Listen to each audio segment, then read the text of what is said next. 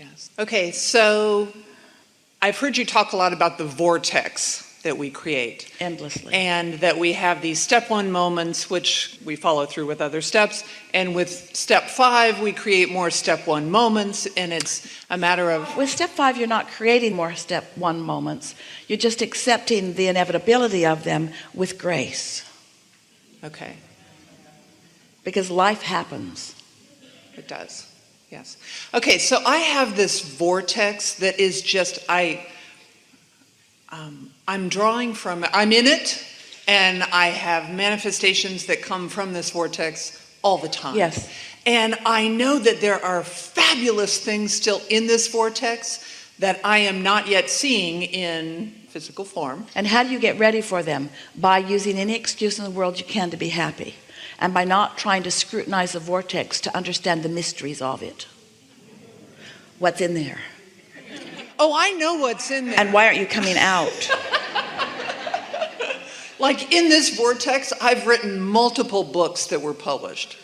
In this vortex, I have artwork that has been beautifully created and admired and appreciated and valued by other people. Now wait, because you're misinterpreting the vortex. So step back just a little bit and go really general. In this vortex is my powerful intention to be joyfully of value to this world. Yes. Now, so then when those ideas occur to you, that means you were in the receptive mode of the vortex. But now, by the time you're saying, I want to write multiple books, now you have received from the vortex, and in your receiving mode, you've received that. Now you just want to joyfully keep those thoughts to the degree that they have hatched alive by not contradicting them, by looking for evidence of it. We call this the receiving mode, or the art of allowing, not the art of making it happen, or the figuring out how, where, when, who. That freedom, growth, and joy thing that you talked about, that triad of intentions that we've talked about for a very long time. The basis of your life is absolute freedom. You're so free that you can choose bondage. The quest, the goal, what you came for is that joyous, receptive mode, in the moment, delicious awareness of life unfolding. And the result of that, the result of all of it is all of this expansion. But sometimes people, and we can feel it in you, it's in almost everyone, you get that triad of intentions just a little lopsided, and you're on the growth end of it. Growth, growth, growth. And that's when you said, I know what's in the vortex. That was that growth emphasis that's in you. There are all of these books that I mean to write. That's that growth leg. And we want you to just put all of the emphasis, not just most of it, all of the emphasis on the joy of it. The joy of understanding, the joy of knowing about the vortex, the joy of writing the book, the joy of receiving the book, the joy of concepts unfolding within you, the joy of the details of life, even the joy of the clarifying contrast. Can you feel just the slight distinction that we're making here? Because you are emphasizing to us with your words, your state of joy, and we believe you. We can feel it. But there's also a state of frustration as you are wanting to accomplish your vortex. That's what it is. You're wanting to accomplish your vortex. And we want you to allow your vortex to accomplish. Your vortex is accomplished. You accomplished your vortex without even knowing you did. And you can accomplish the receiving mode by looking for joyful thoughts without trying to dissect the vortex, get in there and get that book, wring its neck and bring it out here for the world to see. Can you feel what we're getting at just a little bit? Yes, I think so. So when we talk about then putting things into the vortex. Let's say it different. When we talk about the natural evolution of my vortex, of course you put it there. But those are the rudimentary understandings that we're wanting to give you. In other words, your vortex has come about because of all of the living that you've been living. And it far exceeds its manifested version. You mean what I already have manifested? Yeah, we mean there's so much potential for joyous witnessing. to get to witness the results of what you've put there. And now you're tuning yourself to allow yourself to witness what's there. Because you said, I know what's there, but you can feel the frustration that you've not yet witnessed it. But that frustration about not yet witnessing what you know is there is the thing that slows it all down. And that's what you help us to demonstrate here in a really wonderful way. Well, thank you. Okay. Trying too hard, too much efforting. I've been in this seat before, and I asked no questions.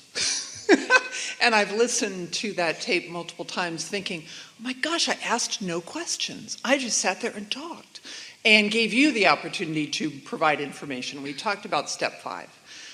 So I told him. It may seem like that, but you never stop asking. None of you ever stop asking.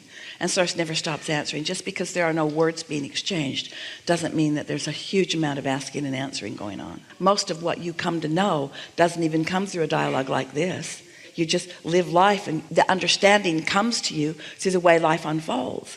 But when you and we put some words behind what you've been living and feeling, then there is an understanding. Then there's a solidifying of knowing, which for the most part, its only benefit is that then you get to consciously witness the unfolding. Your life is unfolding in exact relationship to what your vibrational output is all the time. But to vibrate consciously, to broadcast consciously, and then to witness the universal response to your conscious broadcasting, that's what you came for. Oh, and it's fabulous. Yeah. So, for example, my mother lent me her convertible to drive in the fall, and I forget why I had this experience, but I did. And I remember driving around in that thinking, oh, this is fabulous to have the wind blowing through your hair and the sunshine on your shoulders. And I just loved the freedom of the whole experience. I did not intend to own my mother's convertible. And yet in December, she gave it to me. And I thought that was fabulous, of course. And then my daughter was rear-ended. So let's dissect that just a little bit Okay. in light of what you're feeling and what you were asking before. So that's what we meant earlier when we said what's in your vortex is much more general than it is specific. So you weren't intending for that convertible to be given to you. But what was in your vortex was that feeling of freedom, that feeling of joy, that feeling of sunshine on your body. All that was in your vortex. And so since it was all in your vortex and you were in the receiving mode enough to receive that, then even more specifics about that unfolded into your life experience. Just like the books that you're talking about. So much in your vortex that you're, for whatever reason, not ready to articulate that you care about or that you want. Mm-hmm. Okay, so how do I become a more cooperative component to all that is in my vortex that is not yet manifested? By not worrying about what you're not ready for. Your question is, how can I get ready for what I'm not ready for? And we say that question makes you less ready than you were before. Because it's focused on what you're not ready for. By acknowledging what you are ready for. By reveling in what is coming.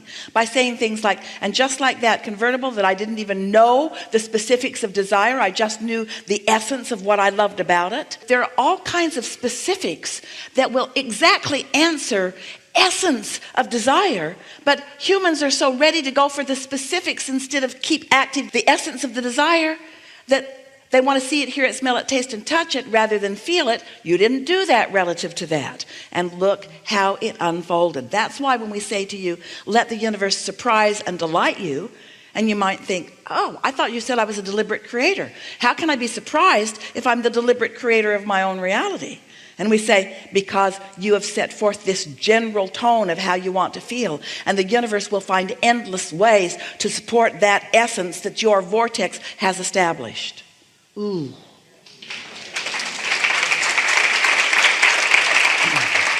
But when you become more specific than your vibrational practice allows you to be, then you get frustrated.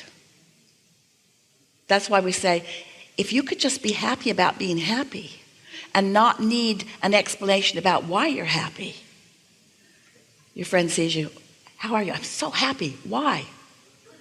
What? Why are you so happy? And then you start feeling the need to justify your happiness instead of just accept the naturalness of it. I'm happy because I'm not doing anything to mess it up. That's why. I haven't complained to anybody today. I haven't criticized anybody today. I haven't beat up on myself. I haven't worried about anything today. I haven't poked around in things that aren't any of my business. I didn't get on Facebook, or we like to call it Nosebook. I didn't get on Nosebook today. Okay, so are you saying... Yes. Are you saying then that even though I feel like I have specific desires, I should still just be general in my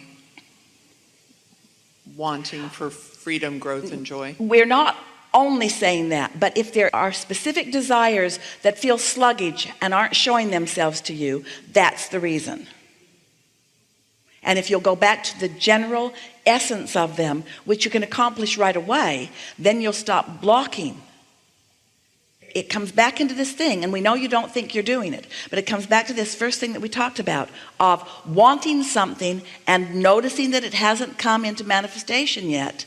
And just that notice adds enough resistance to it that you don't let yourself get into the receptive mode of it. So stepping back into a more general place of why you want it. And you gave us the best answer to this question that could have ever been given to you. You said, I didn't even know I wanted the convertible. I didn't know I wanted it because I didn't know specifically how good it would feel. I didn't know that it would inflame my sense of freedom. I didn't know that it would put me sensually in touch with my environment. I didn't know how visceral my environment around me was going to feel. I knew that I wanted to feel good. I knew I wanted all of those things, but it wasn't until I was able to actually translate the vibration into that I knew that I wanted it, you see. It was just offered to me. You don't have to own anything to have the universe yield everything to you. She didn't have to give it to you. She could have just kept loaning it to you. I know. But it was a perfect thing because she was done with it. Messed up her hair. She was tired of smelling things. She wasn't, well, she didn't feel like she was done with it, but she couldn't keep it because she couldn't comfortably get in and out of it any longer. So she said. The universe just works things out in such a nice way. That's the cooperative components. That's the way everything works. This vortex knows who's ready for the convertible and who's done with it. And it's all managed at this precise, knowing basis. Yeah, I see this happening over and over in my world. Yes. So even since the convertible came to be part of our experience, my daughter was rear-ended by a hit-and-run driver in a different car that had 230,000 miles on it. It then opened the door for me to get the other car that I'd had my eye on, which was a Kia Soul. I love the name of it. I think it's just fabulous. I know that sounds funny, but I just wanted that. And that's where I had this graphic of these wildcat stripes put down the side of the car and this claw mark on the back. So I drive around, when I'm not in a convertible with the wind blowing through my hair, I'm driving around in this car that has this wildcat imagery on it. And it's like a manifestation of the next phase that I am consciously moving into. So I love it. It just feels so fabulous. And people would say, oh, she got rear-ended, how awful. And I thought, path of least resistance. That was okay. It was okay. And so life unfolds in this kind of way for me regularly. But I'm interested in the next phase. And so what I hear you saying is, don't worry about it. Just go out and be free. We appreciate so much the two examples that you've offered here, because this is how most humans live. In the first example, you were basking in the deliciousness of something and the universe yielded it to you. In the other example, something a little uncomfortable happened and the universe yielded to you. And all of it is good, because in contrast there is always value and things are always working out.